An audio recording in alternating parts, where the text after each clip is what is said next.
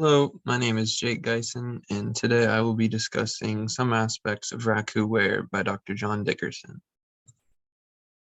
Some background information about the author to kind of establish some legitimacy. He was an art historian, an author, and a potter. He was a member of the Oriental Ceramic Society of the UK. The article I read was featured in this organization's journal in 1972. He's also published several books such as Raku Handbook, A Practical Approach to the Ceramic Art, and Pottery Making, A Complete Guide. It seems that his published work usually emphasizes the techniques and methodology used to create ceramics rather than like the historical context surrounding them. But in this particular article, Dickerson emphasizes both the importance of historical context as well as the technical processes of Raku. The main statements and arguments of the author. First, the reception of Raku. Dickerson states that the general opinion of Japanese scholars is that Raku is an important ceramic development that many might consider to be like an ideal representation of the Japanese aesthetic and culture.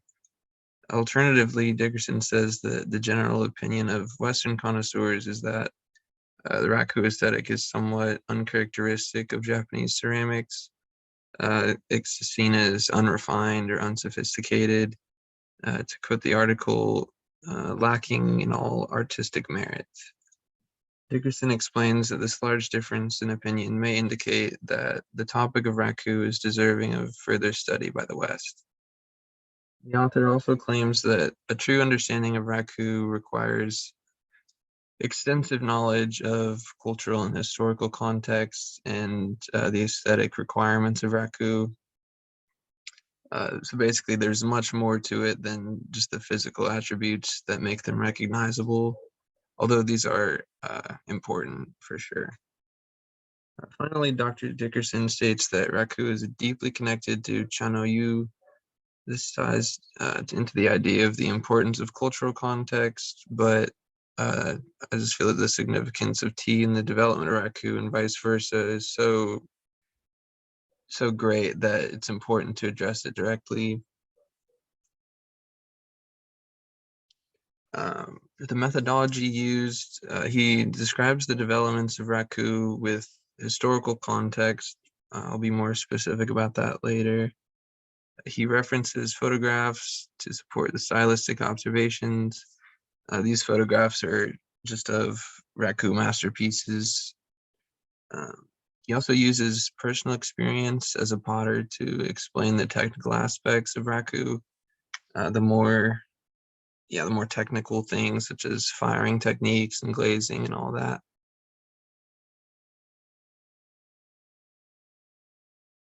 Okay, he describes the three common interpretations of Raku, which are any low temp lead glazed ware.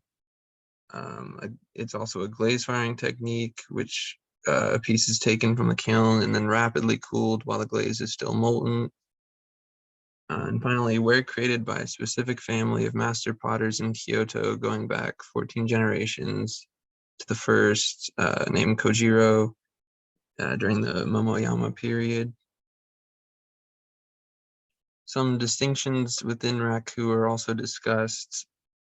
Some scholars argue about what makes real Raku. Raku is sometimes categorized as Hangama, meaning it's from the main kiln where the master's wares are, and Wakigama, which are the secondary kilns, so wares from the workshop and other people working there. Some argue that a piece of true Raku ware only exists in the Hangama, so the main kiln, meaning that it must be created by the direct lineal descendants of Chojiro, the first Raku master. Pieces made by others in the same workshop would not be considered true Raku under this definition. Okay, so he briefly discusses the development of Chanoyu in Japan. He explains that tea consumption rose as prominent Japanese figures began consuming it. Lord Oda Nobunaga is credited with a number of projects aimed to further develop Japanese culture after decades of war and political strife. This included a reinvestment of government resources into the arts. I'm not sure if this reinvestment of government resources involves the kidnapping of the Korean potters. That wasn't really discussed, but it did make me wonder for sure. A tea master named Sen Orikyu had impressed Lord Nobunaga and his successor Toyotomi Hideyoshi with his tea, and it quickly became a popular practice, not just with the elite, but just the country as a whole. Okay, tea's relation to ceramics. Rikyu, the tea master we discussed earlier, began seeking the ideal pottery for achieving the wabi aesthetic. It's hard to exactly define the wabi aesthetic, but it's been described as quote unquote refined poverty and riches from sparseness. Some concepts that are valued in the wabi aesthetic are harmony, reverence, purity, and tranquility. A lot of the simplistic aesthetic that Raku is known for is largely connected to this idea of wabi aesthetic. But finally, Rikyu believed that he had found what he'd been looking for when he met Chojiro and saw his Raku wares, and he believed that it just embodied this aesthetic that he was looking for. Some of the terminology used in the article that I was a little unfamiliar with. Yaki, as in Raku yaki, translates directly to cooked over direct heat, which is referencing the firing technique used. Hangama, we discussed that earlier, the products of the main kiln, the master's wares.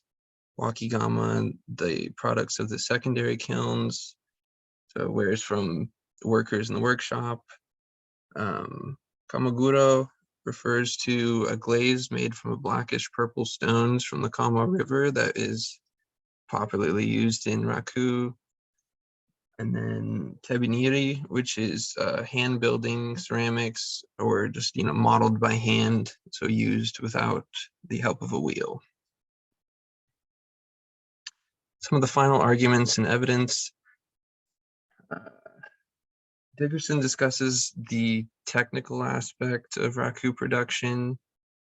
He explains that the creation of Raku is a sculptural process that requires, quote, sculptural intelligence to complete, much like the other Japanese ceramics that are highly coveted by Western collectors. It just is maybe not as evident from the final piece. He credits the general lack of appreciation for Raku to the West's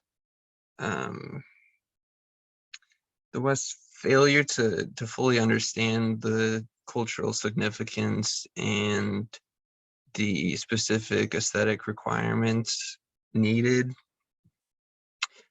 He described several Raku masterpieces as well as the processes used to create them.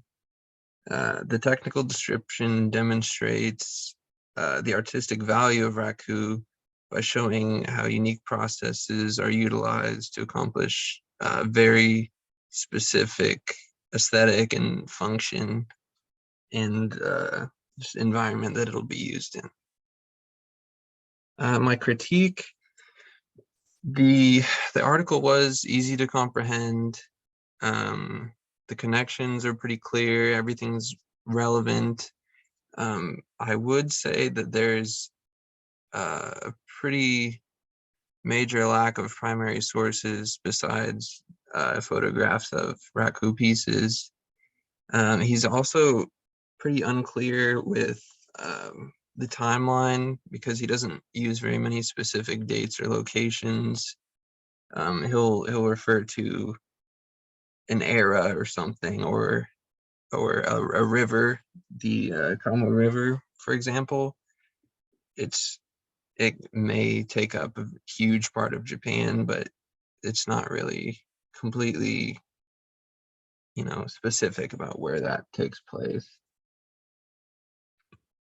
And yeah, this is my bibliography. Thank you.